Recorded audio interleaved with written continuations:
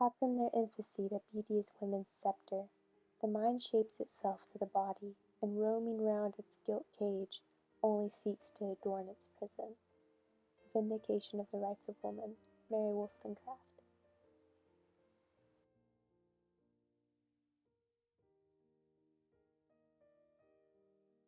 First and foremost, a woman is supposed to be beautiful, not for herself, but for her husband.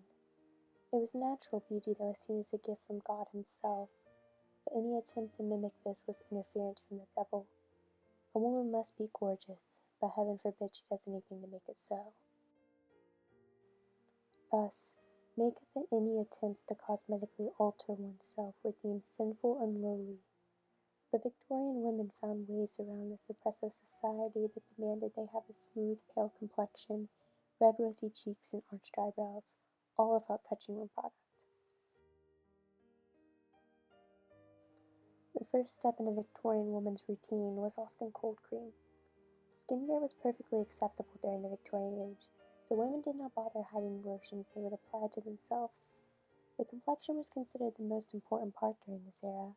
The paler a woman was, the more it signified she was higher class and did not have to work in the sun.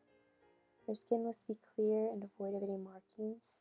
Those women with acne or scars of any type were believed to be suffering from their own evil deeds, manifesting in their physical form. Beauty was equated with goodness, and goodness with the proper woman. Once the Victorian woman applied her cold cream, she would wipe it off with a towel.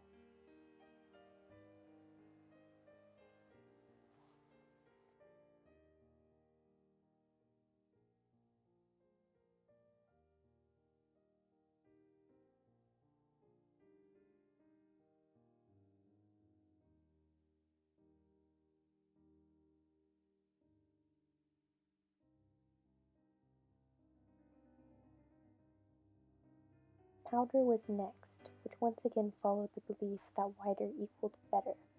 Even Queen Victoria was a user of powder, despite her deeming makeup as a whole impolite.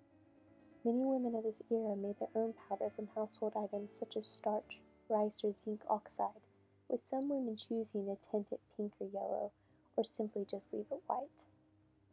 Both of these steps were easy to keep secret and subtle, allowing Victorian women to pass their makeup off as their natural look.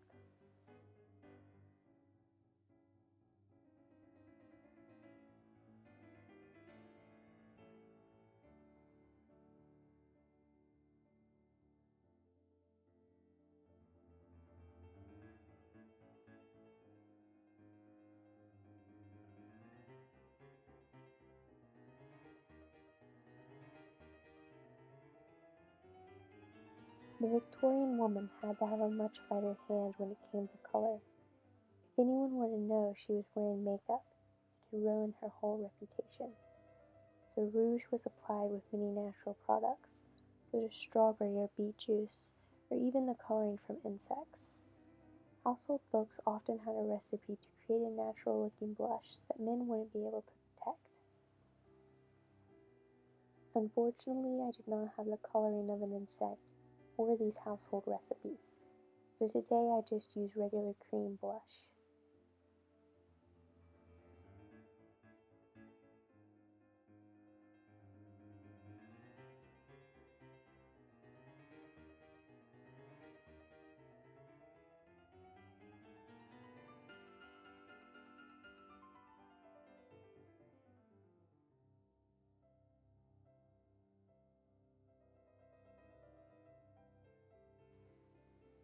In regards to the lips, chapstick was perfectly acceptable, so many women added a bit of color into their salve, taking advantage of the fact that they could apply it in public without anyone saying anything.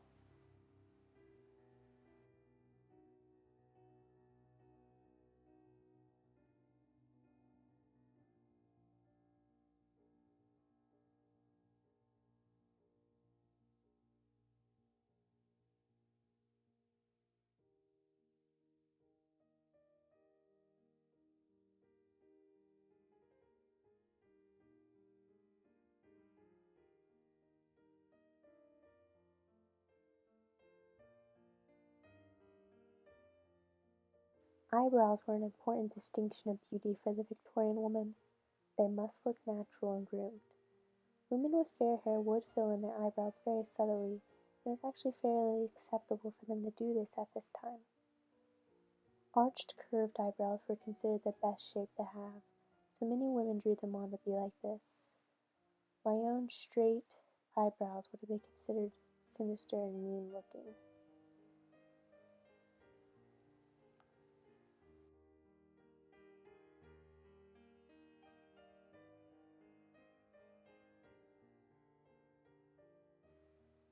Mascara was not widely produced in the 19th century. In fact, the first commercially available mascara was created in 1872 by a Frenchman, but was not generally acceptable for an English woman to use. There were ways for them to darken their lashes, though. The most common way was mixing Vaseline with coal dust. I don't want to wake up with a sty on my eye tomorrow, so I will be skipping the coal dust on this.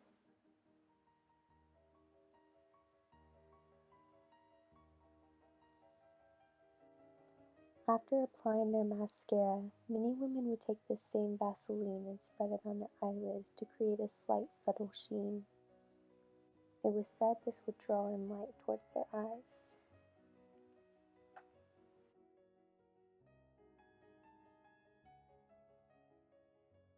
This would be the finished everyday Victorian woman makeup routine. Before I talk about hair, I wanted to talk about a less popular and much more disdained makeup routine, enameling. A small portion of Victorian women ditched powder for something much more noticeable. Gone was a small touch-up on complexion. Now women cover their entire faces with white paint. This practice was looked down on heavily.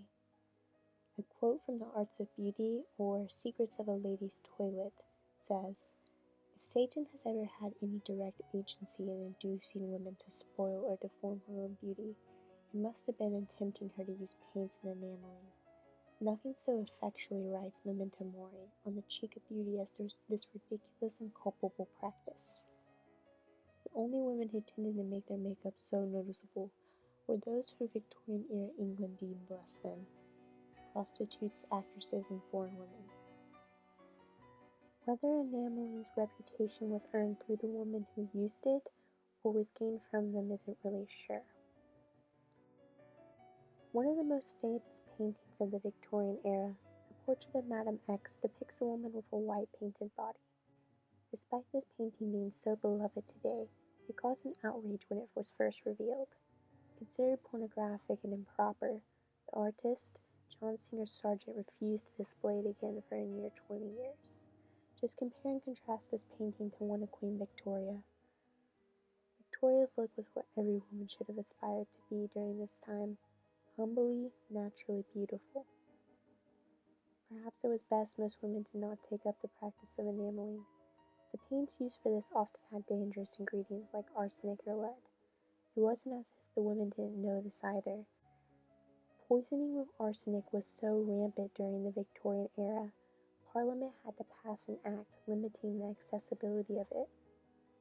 Was it willful ignorance that led to women disregarding their health? Crushing societal pressure that not only connected good character with good looks, but demanded women be presentable at all times? So much has changed in regards to how we do our beauty routines now, but the overwhelming desire to satiate how others believe we should look has lasted for centuries. Victorian hair changed wildly throughout the decades. I think the hair perfectly encapsulates what many people think when they hear Victorian. Very intricate and detailed. Hot irons were actually introduced to the public during the Victorian era, resulting in an uptick of many curled and crimped styles. Braids remained ever popular due to Queen Victoria's love for them. One fairly popular hairstyle during this time included a half-up, half-down bun with tight curled ringlets at the bottom. These were known as sugar curls or barley curls, and they featured in many different hairstyles.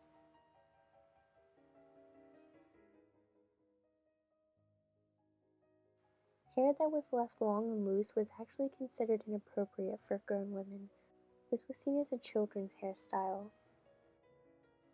Despite the strong stigma around wearing makeup, many women didn't have any objections to using what they would call switches, or what were Victorian style wigs. They were more like extensions which they added to their hair to make it thicker, and it would make it easier for them to do their hairstyles.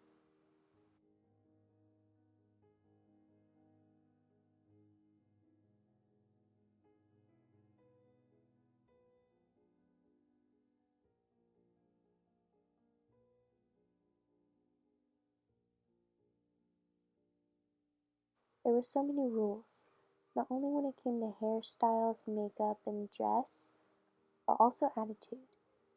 Women saw little autonomy during this time. The average Victorian woman wasn't really herself, but rather a shell of what she could be, abiding by the rules and regulations society believed she should follow.